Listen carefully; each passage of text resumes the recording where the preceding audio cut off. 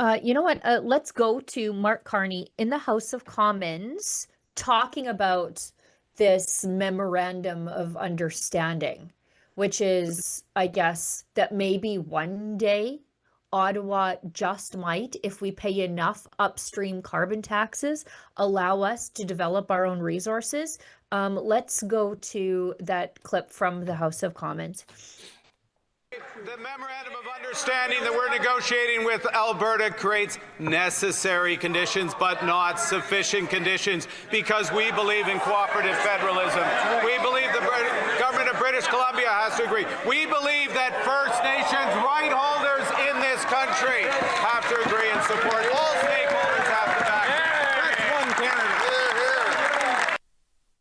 Okay, I want to go to Jeffrey on that, and then we'll go to Brad. You've done a lot of work with Indigenous stakeholders, have you not?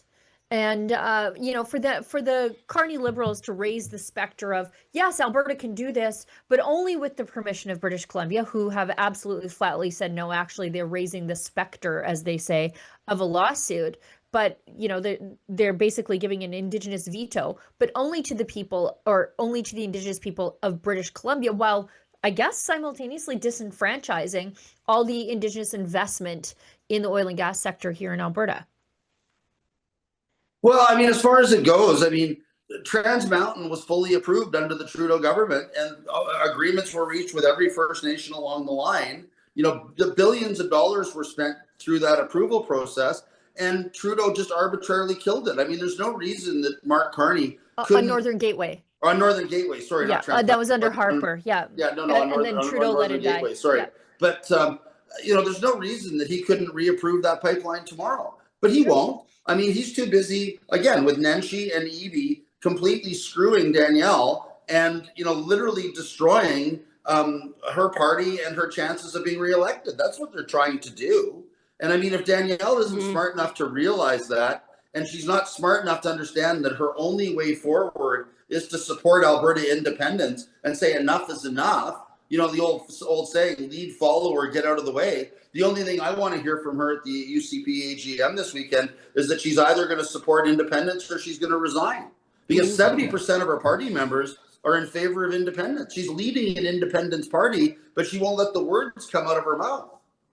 And just for fun, again, I was making mischief on X the other day, but I don't know if people can read this post. But I actually put out on X that Danielle Smith, I asked the question, should Danielle Smith have a resignation speech ready at the UCP AGM if she isn't now ready to lead Alberta independence? After Carney stabbed her in the back in the House of Commons. And it's a statistical sample, 569 votes so far, 75% in favor of her resignation.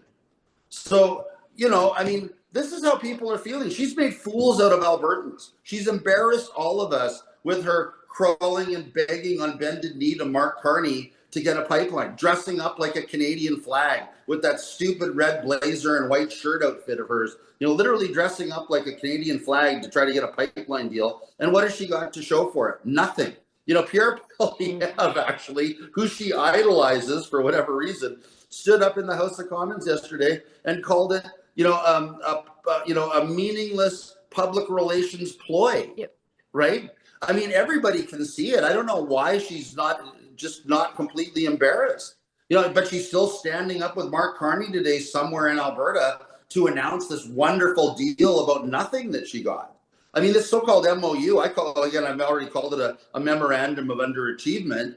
I mean, this so-called MOU of hers is a big nothing burger, and she's not embarrassed to stand up in public and talk about it. We've actually got that clip of Poilievre standing up in the House of Commons. And, I feel, and I said this on the show yesterday, that I feel like this is Danielle Smith's last ditch effort to try to move something forward to save Confederation, but it sells out Alberta's best interests. You cannot say the consumer carbon tax added to the cost of everything and then agree to an advanced upstream carbon tax, the large emitters tax, that the federal government sets so that you can get approval for a pipeline, right? Like you can't have it both ways.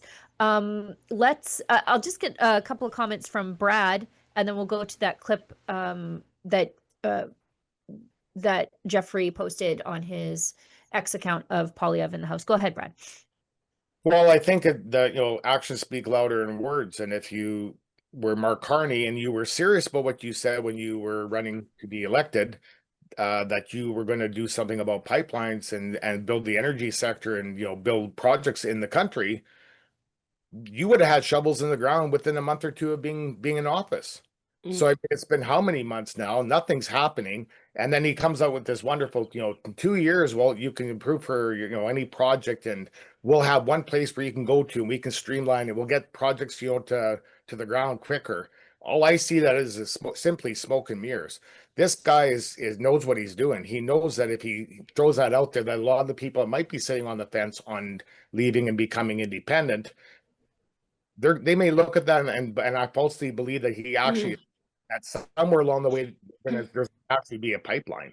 And make no mistake, they are using all of these major projects that they're announcing to court us back into Confederation. Whereas those of us that have been around long enough to know how the federal government operates, we know that what they say and what they do are completely disconnected. They are luring us back like a toxic boyfriend who cheated on us, stole our money, took our kids, and now gives us a box of chocolates half eaten and says, oh baby, but we love you so much. Absolutely not. Don't fall for it, Canada. But this is what they're going to do. They are going to come with bags of gold. They are going to come with offers. They're doing it to BC right now. They're doing it to BC right now. But it's not even. But again, the half-eaten box of chocolates, I think, is exactly right, because it's not even real presents. Like, did you see Carney the other day on top of the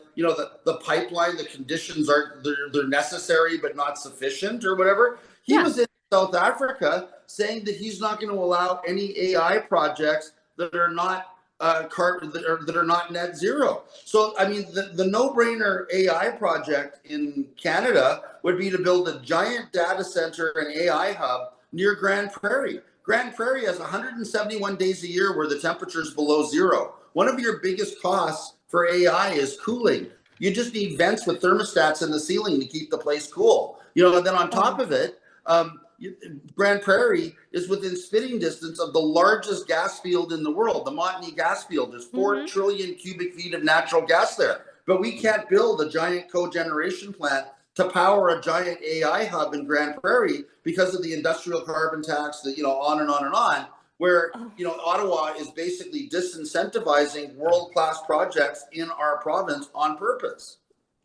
So just real quick, would you believe me if I told you that Brookfield owns a company called Bloom Energy, and Bloom Energy specializes in AI infrastructure that doesn't require a set energy source. Did you know this?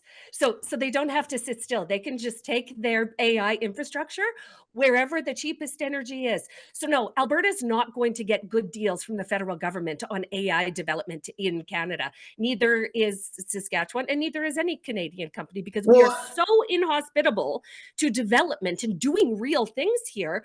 It's going to go to a contract, a Brookfield contract. But on top of it, Brookfield currently has the market cornered on small modular nuclear reactors.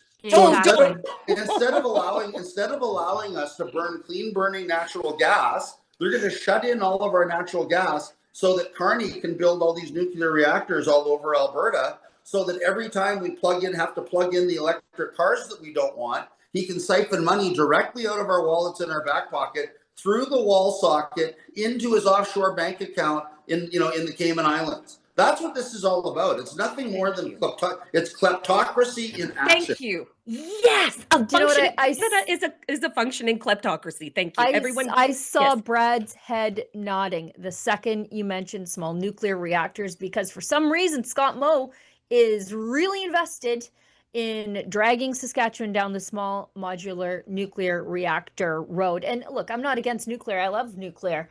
But we've got 800 years of clean burning coal under our feet. maybe we should do something about that first. Go ahead, Brad. Well, you know, I'm not against the small nuclear reactors. I've been kind of following that myself, you know, on the personal level, you know, last couple of years. I think there are some very strong points for it.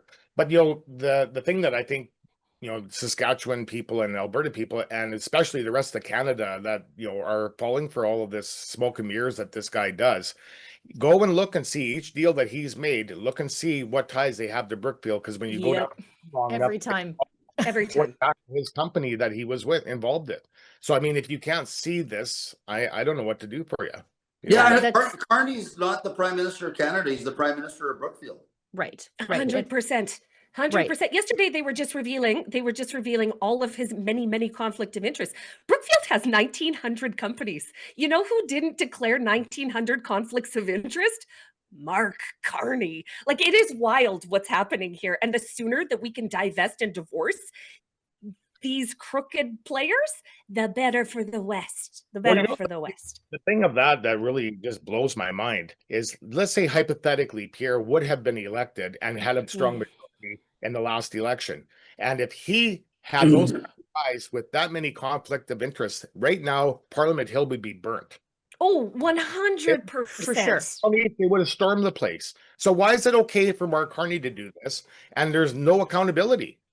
Like this, understand how Parliament can. I don't even understand how Parliament can continue to sit. Didn't King Charles just announce that Ottawa is on unceded territory of the Algonquin? Do you know what? That's you know, that's one of the. I think they need to give the Parliament buildings back to the Algonquin. The sooner the better. I've been saying that forever. You know, I generally am against land acknowledgements, but let's start with Ottawa. Let's just give Ottawa back and move on. Here. Right? We'll see how it goes. We'll see how it goes. Yeah. It'll be a great test case, wouldn't it, guys?